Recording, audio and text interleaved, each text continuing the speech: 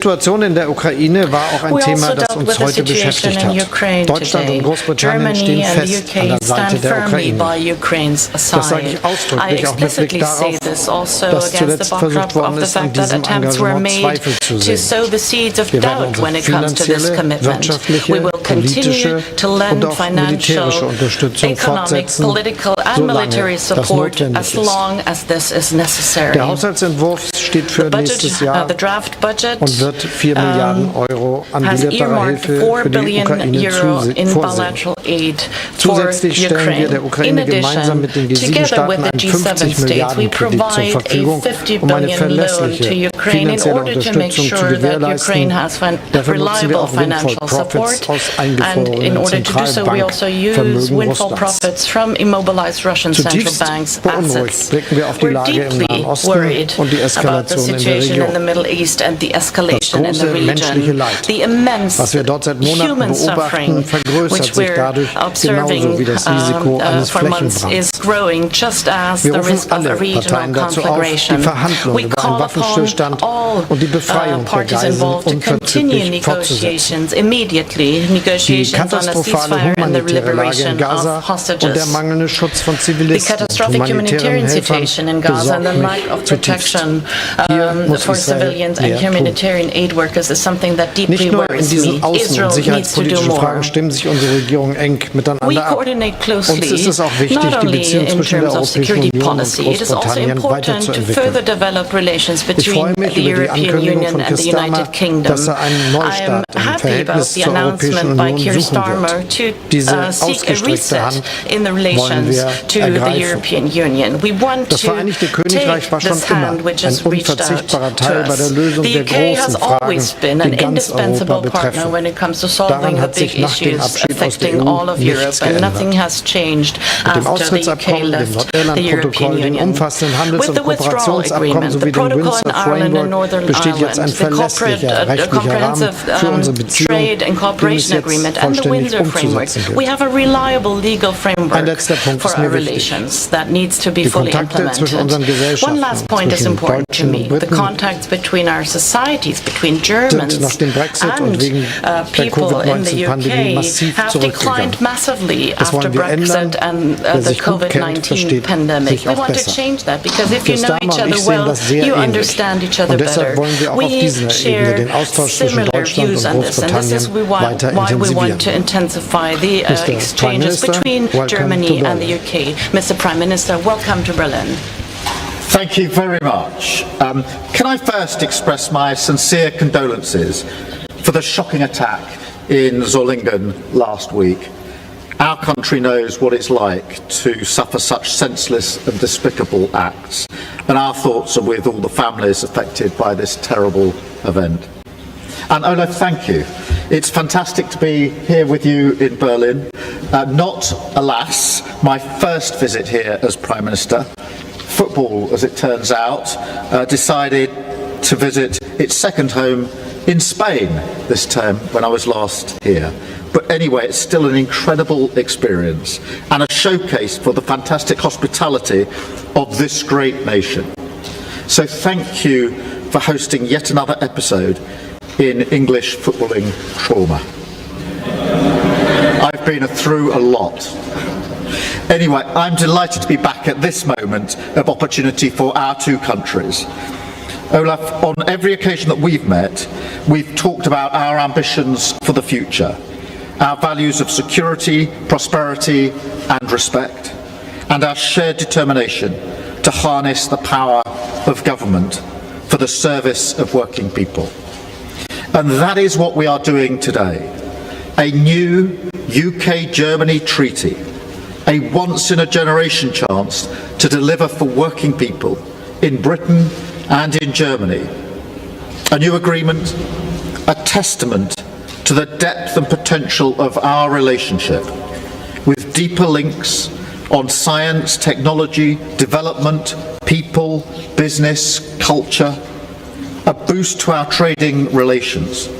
Germany, of course, already the UK's second largest trading partner in the world, and through that, a chance to create jobs here and in the United Kingdom. and deliver that most precious of goods for both our countries, economic growth. Let me be clear, growth is the #1 mission of my government, and what we understand clearly is that building relationships with our partners here in Germany and across Europe is vital to achieving it. That is what our agreement today represents, the chance that we have. We will also deepen cooperation on shared social challenges, for example, on illegal immigration, because we cannot smash the smuggler gangs who perpetrate this vile trade without the help of our partners. And I'm really glad that we had substantive discussions today about how we tackle the smuggling gangs and agreed to develop a joint action plan to tackle illegal migration. We will also renew our commitment to the Calais Group, enhance our intelligence sharing on organised immigration crime, but also increase collaboration on tackling climate change, an important goal for the planet, of course, for greater energy security, but also for tackling the drivers of challenges like illegal migration at source. And finally, at the heart of this treaty will be a new defence agreement, an agreement that builds upon our already formidable defence cooperation, but which expands that relationship to face the threats of a volatile world together. That, of course, means a shared resolve to stand up for the security of our people and the wider European continent. And that begins with our unyielding support for Ukraine. And we discussed that in some detail today. Because as Europe's largest contributors to Ukraine's war efforts, and as the nations with the highest defence expenditure among the European countries in NATO, we know only too well the debt we owe to the Ukrainian people, who fight not just to defend themselves, but for the people and all the people across Europe. So today, we affirmed our commitment to stand with Ukraine for as long as it takes. We also share a common commitment to resolve the crisis in the Middle East, as you've just referenced. And we agree on Israel's right to self-defence in compliance with international humanitarian law, the need for de-escalation across the region and for restraint and caution to be exercised, unfettered humanitarian access into Gaza, agreement to a ceasefire and release of all hostages, and the importance of working together towards a political solution based on the creation of a Palestinian state alongside a safe and secure Israel. The only way to provide long-term peace and security for both Israelis and Palestinians. Now that, of course, is not an easy goal, but it is one that we are committed to pursuing together because, as today shows, Britain can advance its interests much more effectively when we stand with our friends and partners. This treaty is part of a wider reset, grounded in a new spirit of cooperation, with our shared understanding that this will be developed at pace and that we hope to have agreed it by the end of the year. A Britain reconnected, resetting our relationship, rediscovering our common interests, delivering for working people. Britain and Germany already have an incredible relationship. We invest billions in each other's countries. Thousands and thousands of jobs are supported through trade. And every year, millions of people travel between our two countries, exchanging ideas, collaborating, creating and connecting. But today, we build on that. A bright new future for UK-German relations. Two great countries brought closer together than ever before. The strongest strategic partners in Europe and on the world stage. Thank you so much for hosting us here today. Thank you. Thank you very much. As usual, we have four questions, two questions on each side. The first question goes to Beth Briefly from Canada. Thank you, Beth Rigby, Sky News. Prime Minister, PM after PM has come to Berlin asking for a better deal, better trade deal, only to fail. You've ruled out rejoining the EU, the single market or customs union, but you know you'll have to make concessions for a better deal. Do you acknowledge that? And specifically, will you allow freedom of movement for young Germans? And Chancellor, our new Prime Minister is talking about a once-in-a-generation reset between UK and Europe. But does Berlin and your partners in Brussels have real appetite for the reset the Prime Minister is pledging? Can the UK really expect to cherry-pick better trade terms outside of the European Union? And is youth mobility something that might materially shift the dial for you? Thank you very much.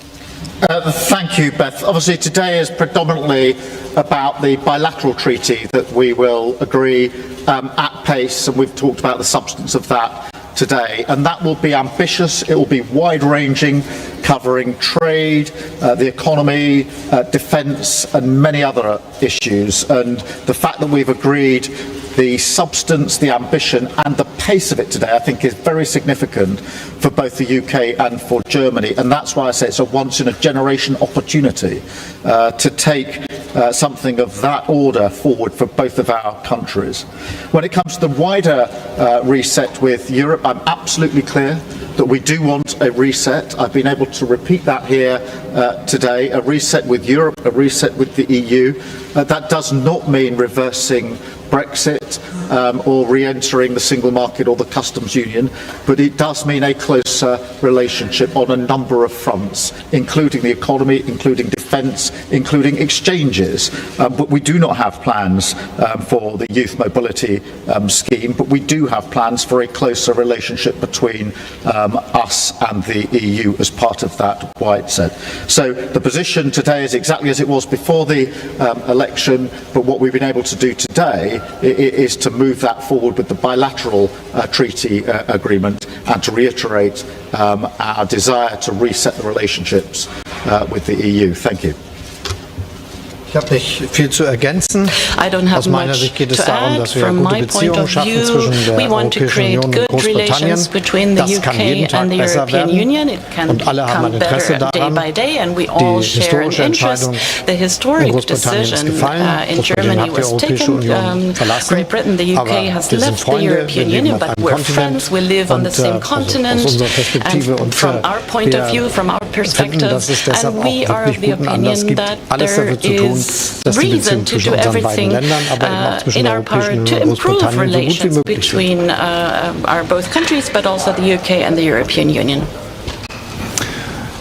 Herr Premierminister, Herr Bundeskanzler, Sie haben beide eben die Hilfe für die Ukraine nochmal beteuert. Es gibt aber Zweifel, ob dieses Finanzinstrument von G7 und der EU rechtzeitig für die Ukraine zur Verfügung steht, um Waffen zu kaufen. Deswegen ganz konkret die Frage an Sie beide. Werden diese Windfall Profits aus den Frozen Russian Assets noch in diesem Jahr genutzt werden können, um der Ukraine einen Kredit über 50 Milliarden Dollar zu geben? Und wie groß ist eigentlich der Anteil des Kredits, den Großbritannien und auch Deutschland zusteuern? And Prime Minister, second question for you. Germany will deploy American mid-range weapons from 2026 onwards, till Germany, France and Britain have developed own capacities in this field. How do you bridge the capability gap in this field, also with American weapons? Thank you. I will start. Okay. Es ist so, dass wir uns in Apulien beim G7-Treffen verständigt haben, dass wir eine große Unterstützung der Ukraine organisieren wollen durch einen 50 Milliarden Kredit, den wir aus den Erträgen der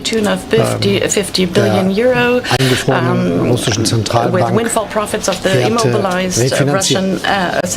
Das ist eine große Anstrengung, aber es ist etwas, das möglich ist und das wir jetzt schnell und zügig voranbringen wollen. Es wird intensiv an den technischen Voraussetzungen gearbeitet. Ich habe auch mit der Präsidentin der Europäischen Kommission conditions. I talked to the President of the European Commission as far as Europe's share, Germany's share is concerned and how we're going to do it. We have far advanced. We coordinate closely with our American friends so that it fits well within their rules and regulations, and the same holds true for involving all those who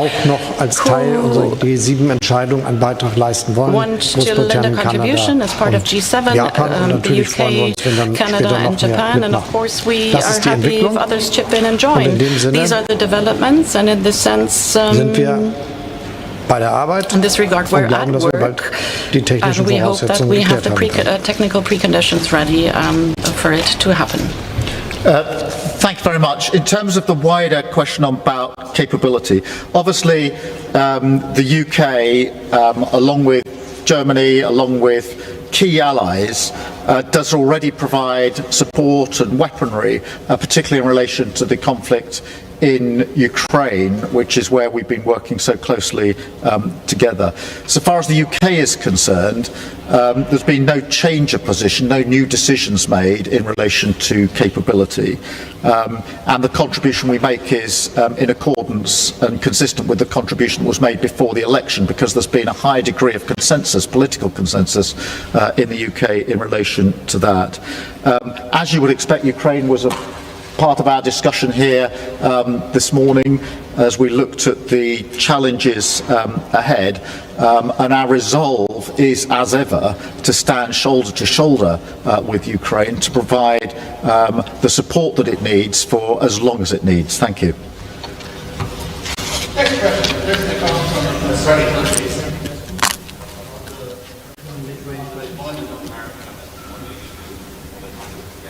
Well, look, I mean, I'm not sure there's much I can add to what the Chancellor already said. Thank you, Chris McKeon, Press Association.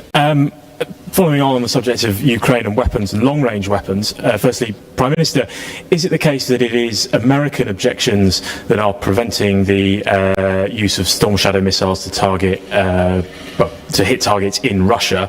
And what discussions have you had with the Chancellor on lifting restrictions on the use of weapons in Russia? And Chancellor, is now the time to consider lifting restrictions on the use of German-supplied weapons against Russian targets, particularly supplying F-16 jets and Taurus missiles? Let me just address that. Obviously, and as you know, we have been providing support and weaponry to Ukraine consistent with the approach of other key allies, including Germany.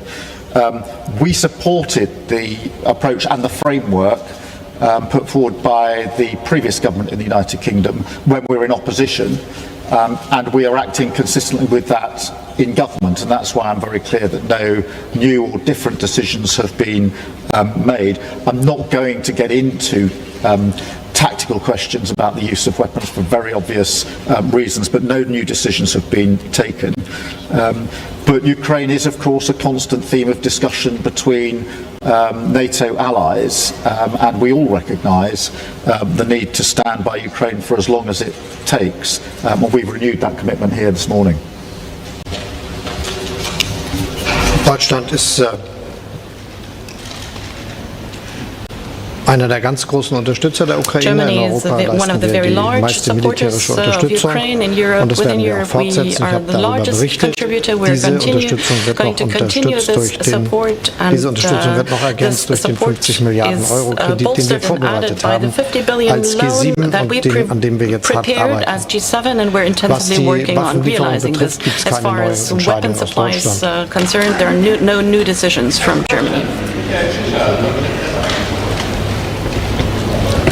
Vielen Dank, Herr Premierminister, Herr Bundeskanzler. Thank you very much, Prime Minister. The knife-stabbing attacks in Solingen have led to a debate in Germany as to how to limit irregular migration. You just announced that there will be a new action plan between the UK and Germany on this topic. Which tangible measures are contained in this action plan? And Prime Minister, what are the recommendations to the Chancellor based on your own experiences in dealing with knife-stabbing attacks in Solingen.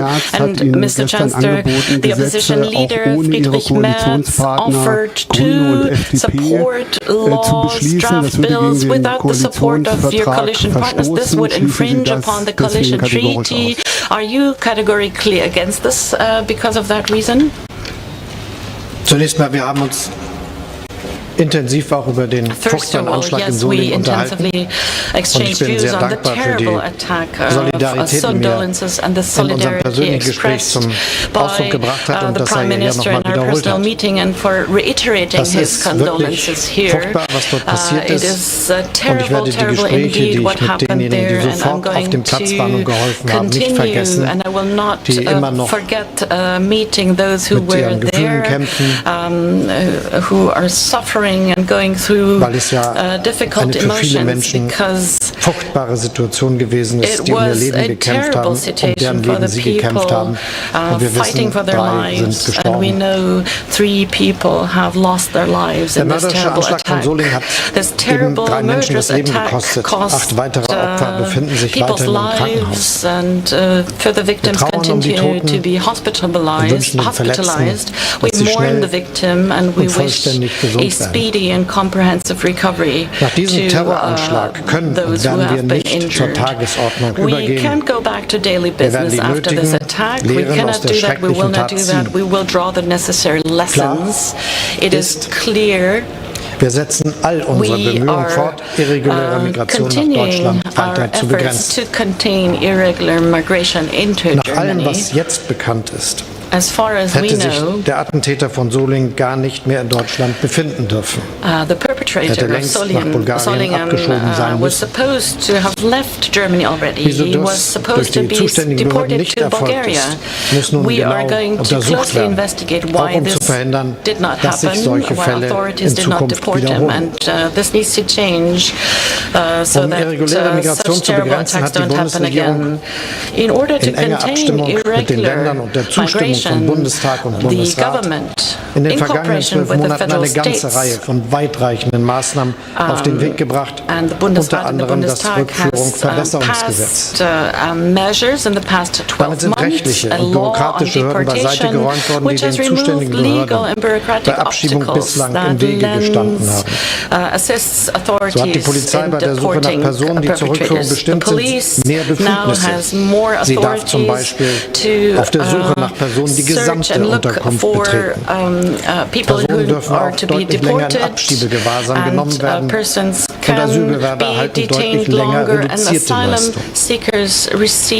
Gleichzeitig haben wir die Kontrollen an den deutschen Grenzen massiv ausgeweitet und werden sie so lange fortsetzen, wie das möglich ist. All diese Entscheidungen zeigen Wirkung.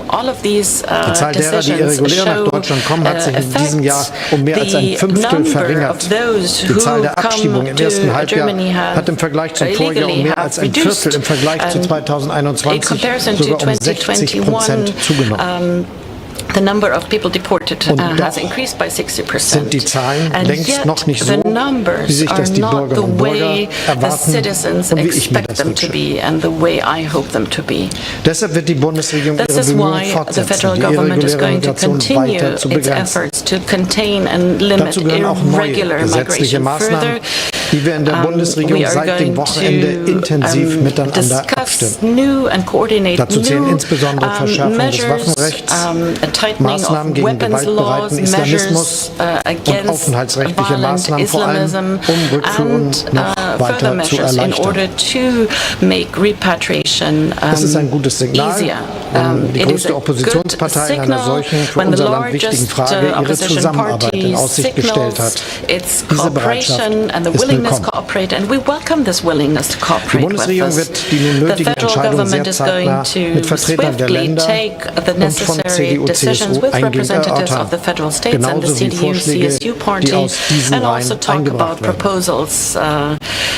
Die Bundesinnenministerin wird deshalb sehr zügig jeweils einen Vertreter des Vorsitzes und Co-Vorsitzes der Ministerpräsidentenkonferenz, Vertreter der größten Oppositionspartei und involvierte Bundesressorts zu vertraulichen and representatives of the respective ministries for meetings on this matter. The aim of this joint effort is clear. We want to further reduce irregular migration to Germany. At the same time, we all know Germany needs and relies on regular immigration. 20 million of citizens with migrant background lend a contribution to economic prosperity. They're well integrated as neighbors, as classmates. They pay taxes. It's a success story, and we can be proud of this. With modernizing the laws on immigration and nationality, the federal government has made a big effort. The state has to contain irregular immigration so as to not to overburden the country. This can and must succeed without questioning our basic law and also international treaties. We owe this to the victims of Solingen. Thank you very much. In relation to the terrible attacks here in Germany, I just reiterate our thoughts are with all of the victims and their families in what is a very difficult set of circumstances. On the wider question of irregular migration and the particular issue that we have in the UK of small boats crossing the Channel, I have long said before the election that I thought the Rwanda scheme was a gimmick, which is why we stood it down immediately. But nonetheless, it is very important that we take back control of our borders. I have long been convinced that the best way, the most effective way to do that is to take down the gangs that are running the vile trade of putting people in dangerous situations across Europe and across the Channel. And I said before the election that I would invest political capital in making sure we could work more effectively with our partners in taking down those gangs. And that's why I'm very pleased today that we've had a substantive discussion, agreed to a joint action plan, and that will, as you would expect, deal with issues like data sharing, intelligence sharing, what we can do on joint operations, because that is the way to take effective action in relation to the vile trade that sits beneath irregular migration across Europe, and in particular sits beneath the vile trade of putting people into small boats across the Channel. Thank you.